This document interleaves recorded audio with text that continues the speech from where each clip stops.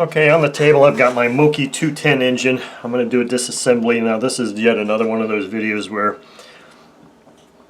I'm using the Canon handheld camcorder and just tilting it forward.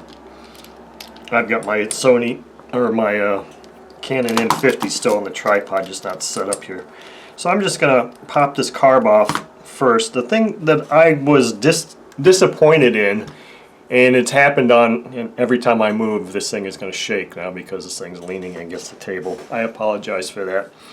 The thing that I am disappointed in with this carb, and it happened on the last Moki 210 or maybe the 180 I had also, was that this disc, this mixture disc, maybe I can zoom in just a hair more here, maybe. This disc turned easily, but as soon as I started, and it turned easily even after the run in the garage, but as soon as I got outside, this thing just locked up. I mean, it won't rotate anymore. Now if I put channel locks on it, it'll turn, but it's like it's just super tight, and I don't understand why two different carbs that I've had have done that. So obviously that means there's a little bit of red sealant under here for some strange reason.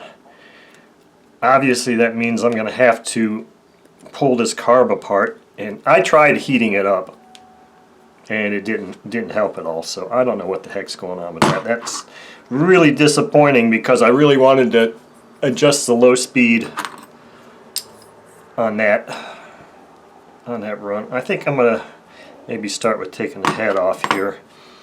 I still have the good brand new OS, well not new now, but used OS A3 plug that I ran on this for that run video. I want to take this off and look at the top of the piston head because I had mentioned in that video that this was a heavily used engine, and you know, maybe it's not as heavily used, but it's heavily carboned up. Depending on what fuel was used, it's a heavily carboned up piston.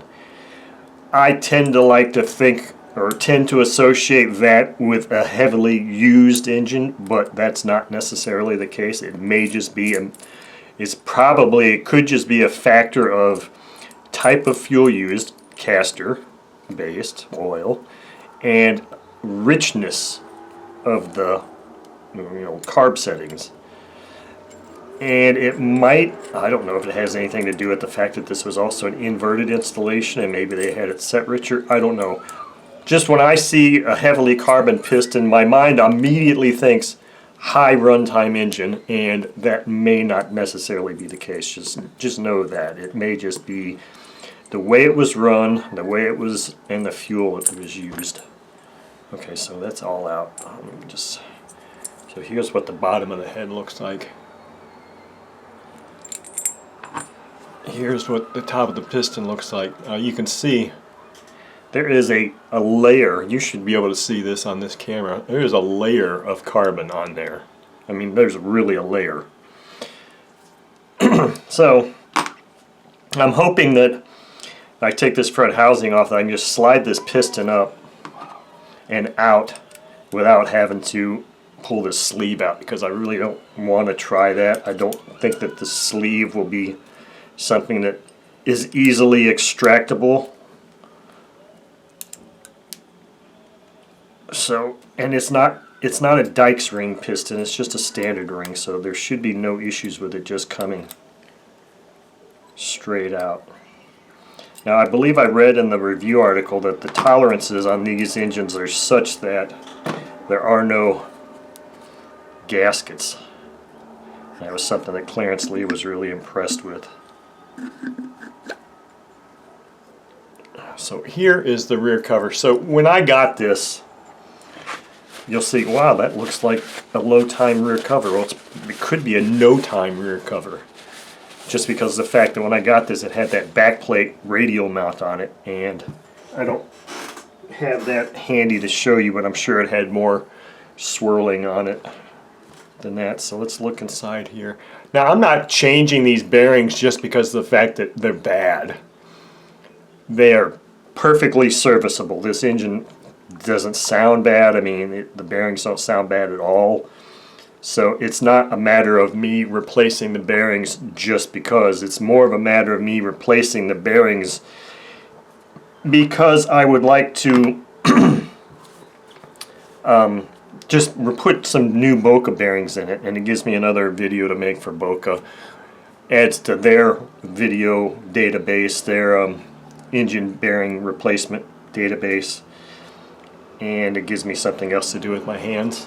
So what I think I'm going to do here now is, before I take this front housing off, I think I'm going to shut the camera off and get set up to pull this hub off here, because this is, you've got one of those collets and it's a very tight fit. This could take a little bit of effort to get off. So okay, so I don't know why I really shut the camera off there. It wasn't difficult. This thing has got such a big collet, it's easy to get my 3-jaw puller on here. So what I think I'm going to do here is I've got a lot of pressure on this. So what I'm going to do here is I'm going to put some oil in here, and I'm just going to heat this thing up.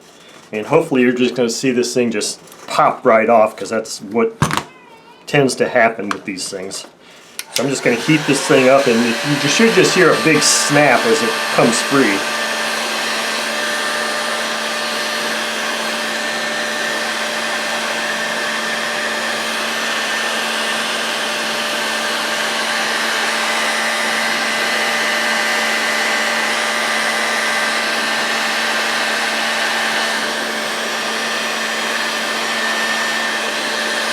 There's quite a bit of mass here, so it could take a bit of heating.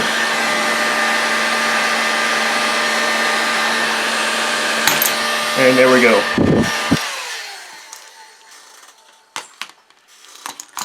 Did you hear that? Oh wow, that bearing looks really, really nice. It's almost making me wonder if I should do this or not, but it's kind of one of those things where I wanted to do it for the revenue for the video, and also as a comparison of old air quotes bearings and new bearings. But damn, these bearings don't look bad at all. So I'm gonna take them out and see what happens. Let's get this thing off of here now.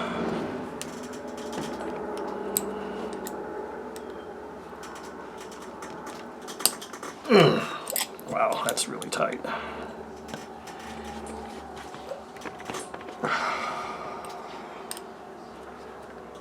I apologize for this shakiness of the camera. If I don't leave this on here, maybe it'll be better. I don't know, I guess I was just lazy and didn't want to set the other camera up.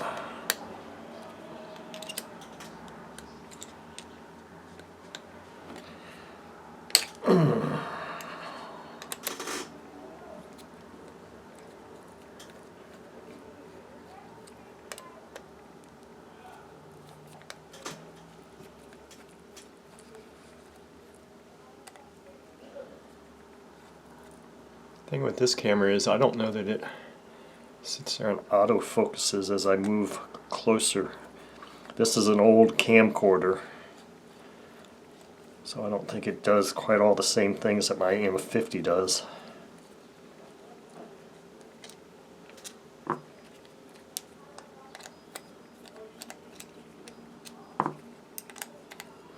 What'll be interesting to see is how easily this wants to come off. Look at that, man, this thing is, you know, now I'm really beginning to wonder how much runtime this engine has. I'm beginning to think that it's a very low time engine that just was run, you know, with a lot of, let's make sure this comes out. Let's see if there's any kind of chamfering or anything there. Well, that's interesting. There's no marking here on the connecting rod. And I don't see a chamfer. It's got a bushed connecting rod. But the only way I can tell which direction is which is by the exhaust. I'm not going to pull this thing apart. I mean, this thing is perfect, other than the top of this piston, which I can easily just clean off. Let's see how easily. Yeah, it's going to take a little bit of effort to get that cleaned off, if it's even. I mean, it's not necessary, but it's something I do. And it feels like there's a nice pin. Nice pin in there, so I don't want to go rotating that. I don't want to go rotating that. So there's our housing.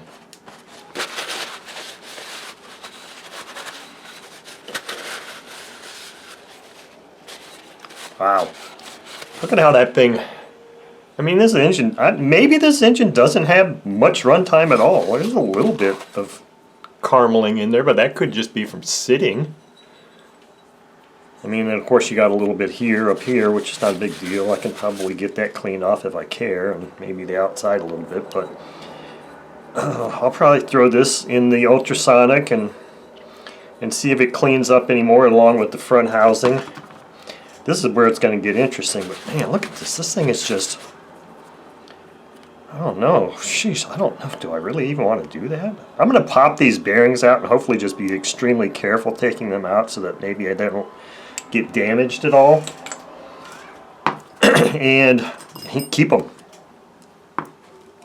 So the next thing is seeing if I can get this big boy heated up enough to drive that massive crankshaft out on my table here. That thing is way big. We're talking massive.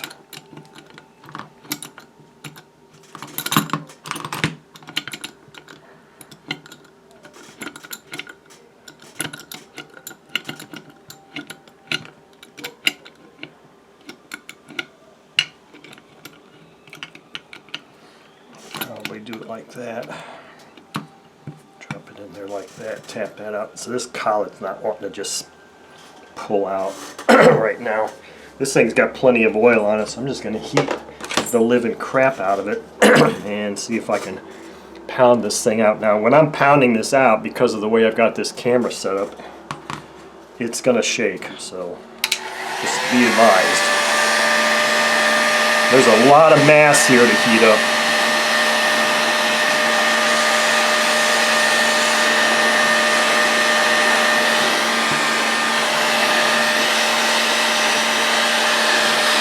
I've got my heat gun set on high.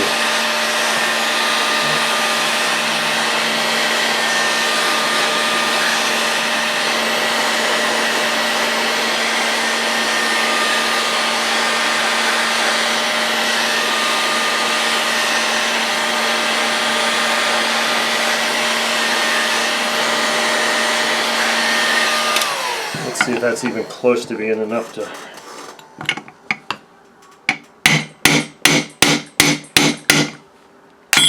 Oh, there we go. Maybe that thing was hitting up against the... Oh, shit. That's not going to be fun. I don't have much of a lip on that to get on.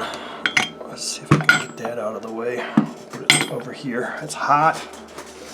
Yeah, I got it hot enough.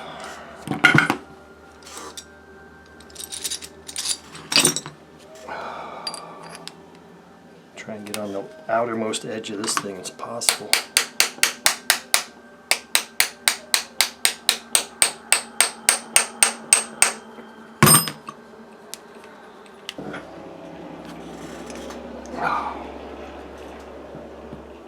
Wow, that thing's really warm.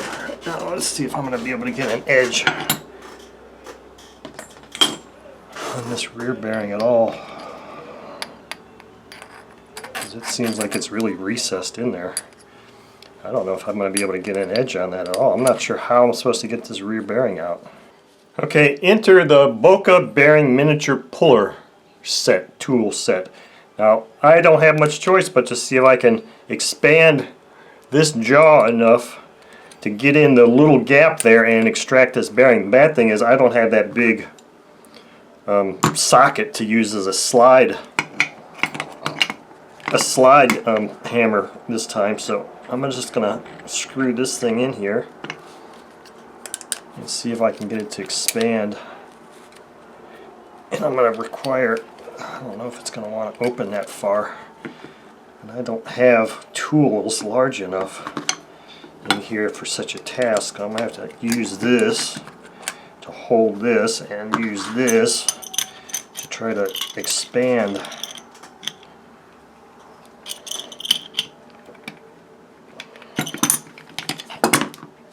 Okay, so it feels like it's cockeyed in there. If I can get it in there right where it's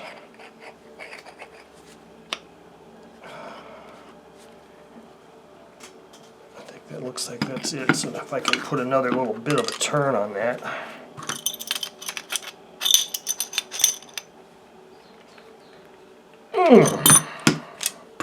Would be nice to have some larger tools here.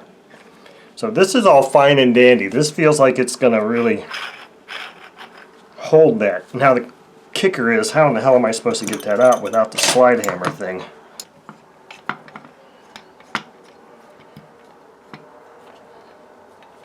Okay, Boca bearing, miniature bearing puller to the rescue.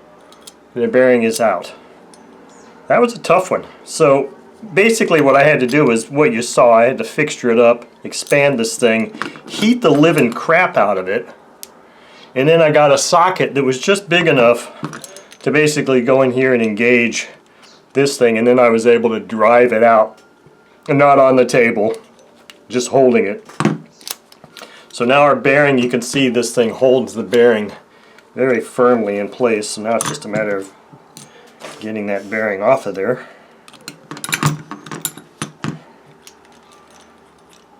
And making sure I didn't do any damage to the housing.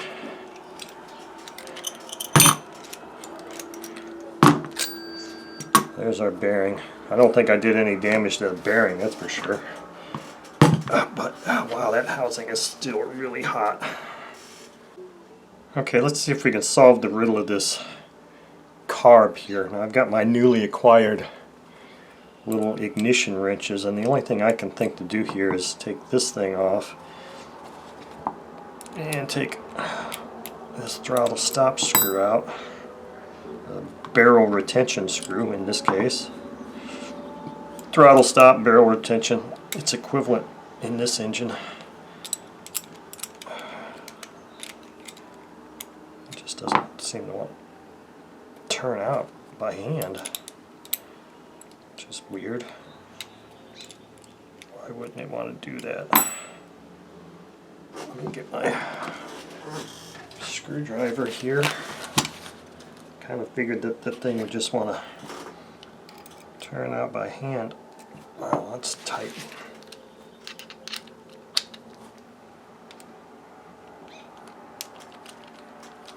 I wonder if it's bent. It looks like it's bent. Yeah, that throttle stop screw's bent. That's why I didn't want to turn out. Now this is just rotating around. Hopefully this thing will just want to come right out, I hope. Maybe. There we go. See, even with that out, this thing still doesn't want to just pop out. So this is going to require a little bit of tapping, because it's just like a, looks like it's just an aluminum plug there. So I'm probably going to have to just tap that thing out lightly.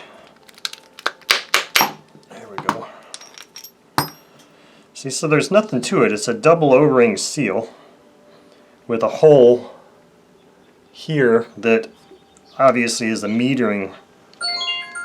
Okay, so I apologize. I had a phone call that I had to take. So what I did was I pulled this throttle barrel out. So what I've discovered here, first of all, is this throttle stop screw is bent, and that kind of sucks. because I can't straighten it. So I pull this thing out, and you hear that? This cover has a double O-ring seal, and I've got it so it's, while I was on the phone I was playing with it, but man, that thing is tight. So what I had to do is just push it out, push that cover out, and where the notch is here, there's a hole here. The hole is about 90 degrees out from that. So depending on, and then this is the spray bar mechanism here that's it's tapered. So it's really wide open here, and then it tapers as you rotate it through. So the fuel goes in through that hole and either goes through a little taper or a big opening here to meter the fuel. So the thing is, these O-rings look great and all that good stuff, and I've lubed them and I've put them back in here. But it seems like you put it in there, and even though it's lubed up, it still feels kind of tight, and I don't understand why. I mean, they're lubed, they're pliable, so I don't understand why that just always still feels really tight there. Make sure there's nothing grabbing on it. I mean, there shouldn't be anything grabbing on this thing in here. Now it's dry. Now I need to lube it again. So I don't know. I'm using 3-in-1 oil. It should be more than adequate to lube O-rings. So I'm not entirely sure why this thing wants to tighten up like that. But so I line up the notch with the top here at 12 o'clock, and I can turn it right now. Feels okay. I'm going to put it approximately where I thought it was, which I don't really remember. I'm going to put it more like towards the center there, and then just see. You can see how the throttle barrel goes in based on the throttle stop screw engages in that. So I'm just going to thread this thing back in here. Hopefully I kept this nut approximately where it was for a good idle speed. But it's getting to where it's threading into the... See, right now I can still turn this thing. I guess it's one of those things where I maybe, because of this being bent, I may not be able to use it as a throttle stop screw. I'd like to, but maybe the bent part is putting enough pressure on that barrel that it's causing that thing to bind up. I don't know.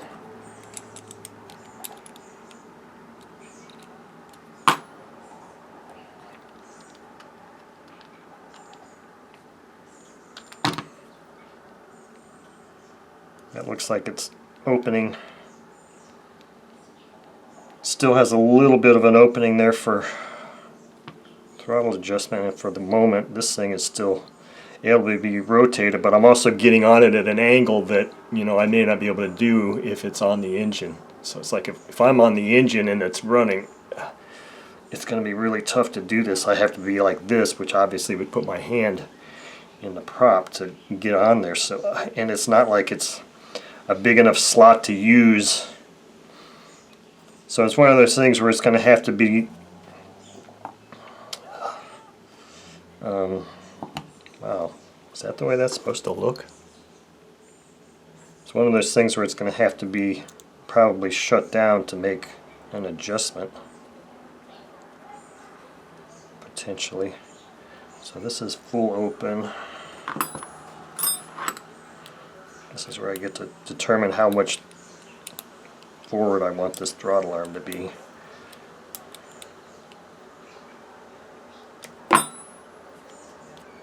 Okay, so that's not how I want that. Maybe like that. That's better.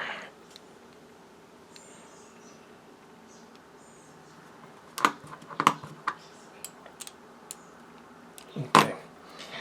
So there's our carb disassembly, reassembly.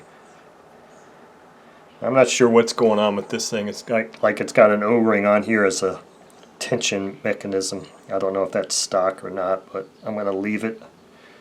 That was working fine. I'm just going to kind of put this like, maybe like a hair leaner and see what happens. And then we'll get the bearings changed in this engine and put it on the stand again.